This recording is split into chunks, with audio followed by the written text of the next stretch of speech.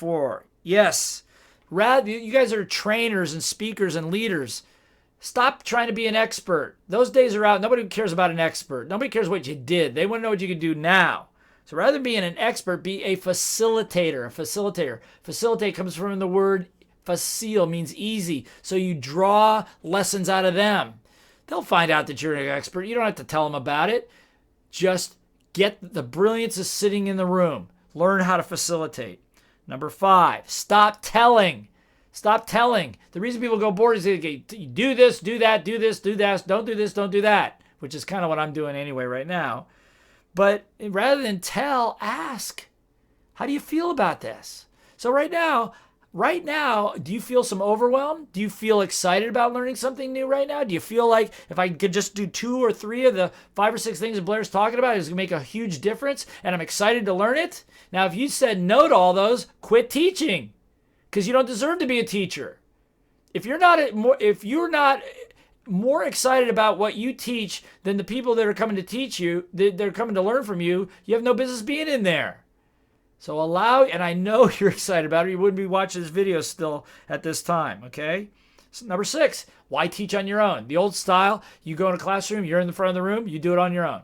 What's wrong with having a team? What's wrong with bringing other experts in? What's wrong with bringing other people in that can ask questions and create exercises for people to do, okay? Now, I don't know how many I covered, but I think it's actually more than 6. More than 6. Yeah. Here's what I'm going to say. I could go on and on and on. But if you want to know more, type in 20 mistakes. There's 20 mistakes you're already making, whether you're a trainer, teacher, coach, classroom teacher, whatever, and learn how to teach. You learn how to teach, this on the camera becomes intuitive. It'll work. And whether if you're boring, if the material's boring and you don't know how to do these 6 or 7 things I tell you how to do, people are going to hate it. They're going to click off. They're not going to learn their lessons. And most of all, if you became a teacher, if I know teachers, like I think I know you got into this thing because you really wanted to help and serve other people. You really wanted to help and serve other people. And if I'm right, just nod your head wherever you're at. You know I'm right. And now you have an opportunity to do it. In the classroom, you didn't have the opportunity because the system was flawed from beginning with. It was not designed to really change people's lives. It was designed to get them into compliance and move them through in batches and prepare them for the workplace or whatever that was. I'm not going to get into that. But right now, there's a window of opportunity for a teacher who wants to be a great teacher. If you're a public school teacher and you're frustrated, you don't like it, then maybe you should start teaching on your own. Maybe you should get a group of teachers together and start doing some other stuff online and get creative. And we can show you how to do these things, okay? So if you truly want to change people's lives, just apply 2 or 3 of the things I just mentioned. If you're a trainer and you use any of these things and you learn how to do it, like the people in our tribe, you'll go viral. People will be showing up for your webinars, showing up for what you want to do.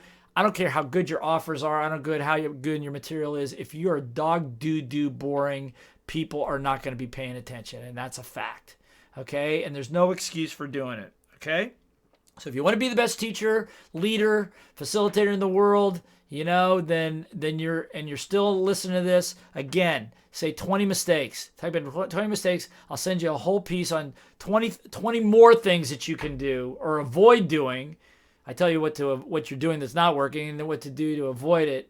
And it's already going to make a gigantic difference. And you go back to teaching for the reason that you wanted to, because you wanted to change people's lives. And there's a lot of kids right now that just would love to have a teacher that inspired them, would love to have a teacher that asked them questions, would love to have a teacher that made it relevant to them. Because you know what? Regardless of what they say, kids want to learn too. Adults want to learn too. They just don't like school. And so if you could be something other than that, remember what I said, if you're bad, magnifies the badness. If you're good, this magnifies the greatness. So be great. Be a great teacher. Be a great leader. Be a great facilitator. Thank you for listening to my rant. Again, if you want to copy the mistakes, type in mistakes, and we'll get it to you, okay? Be amazing.